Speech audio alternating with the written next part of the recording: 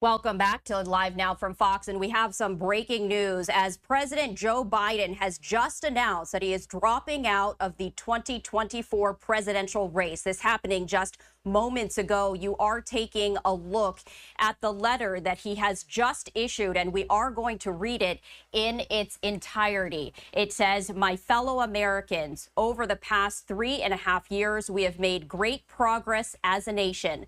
Today, America has the strongest economy in the world.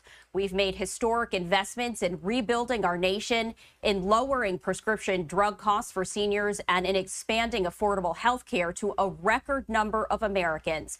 We've provided critically needed care to 1 million veterans exposed to toxic substances, passed the first gun safety law in 30 years, appointed the first African-American woman to the Supreme Court, and passed the most significant climate legislation in the history of the world. America has never been better positioned to lead than we are today."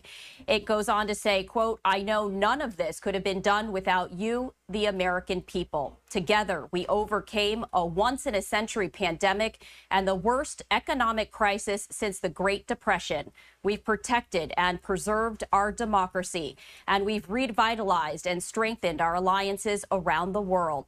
It has been the greatest honor of my life to serve as your president.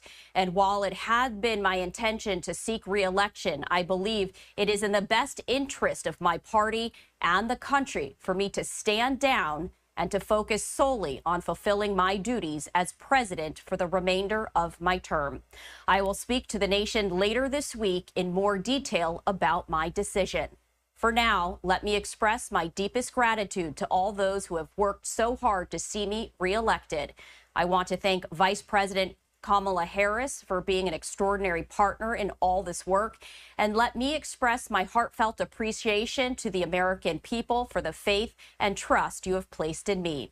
I believe today what I have always, that there is nothing America can't do when we do it together.